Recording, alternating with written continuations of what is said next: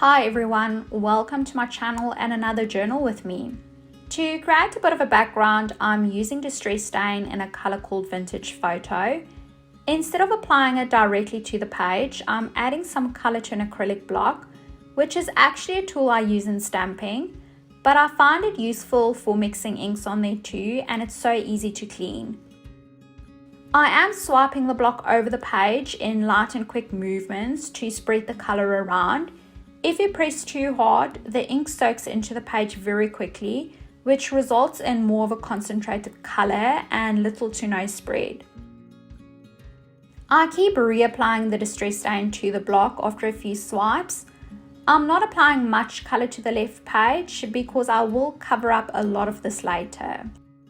I am grabbing a background stamp from Tim Holtz and some Distress ink. I'm sticking to those brown tones and using the tea dye shade. I didn't want a perfect impression, and that's very easy to achieve by not using an acrylic block and also just doing some second generation stamping. I am getting some ephemera pieces out that I want to add to the spread. The tin that I'm going through is filled with magazine clippings. I'm getting out images that I like and that also fits with what I'm journaling about. This piece of paper is from a notepad that I collected while staying in a hotel, and this entry is all about that day. After applying glue, I thought of distressing the edges of the notepaper. It's not an ideal situation, but definitely possible to still do.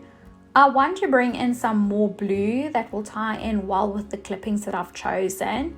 So for this, I'm using another Distress ink, and this is the Blueprint Sketch color. I am sticking the paper to the left side of the page where I haven't added much color, and I like how it's overlapping to the next page. I am using some brown and blue washi to add over the note paper just to remove those hard edges, and it also gives the illusion that it's the only thing holding the paper, and that's something that I quite like.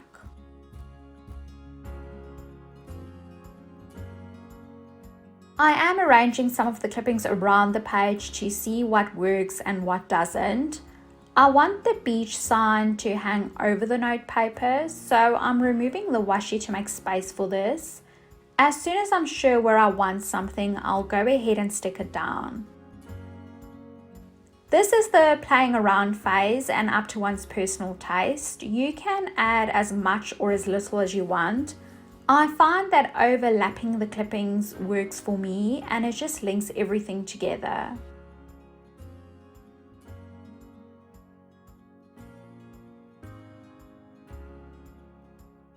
This whole entry is about actually just going and staying at a hotel for one night. It was basically for work, but it was a lovely area right on the beach, so you felt very calm. And we also turned it in a bit of a getaway because the next day we packed a picnic basket and we just had a picnic around there. So that's why I've chosen a lot of beachy themes, and I've kept the notepaper from the hotel that we stayed at because all of those things just remind me of this day.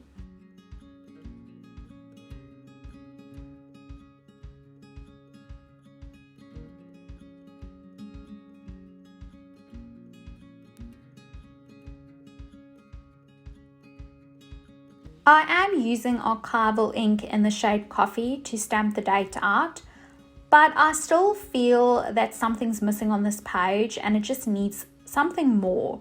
So I'm going to add some postage stamps under the beach sign, and of course I also can't waste the washi tape that I removed earlier on, so I'll add that in too.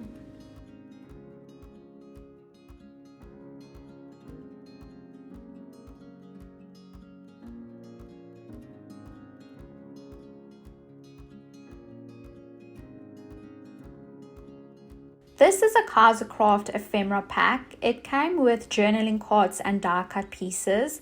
I'm just going through it to see what will work on this page, and I love this phrase that says appreciate each moment, and it has a staple printed on it, so it looks like you've stapled it to the page. I'm just writing here about my day and everything that happened, and on the note paper I've also made a short shopping list of things that I bought on that day.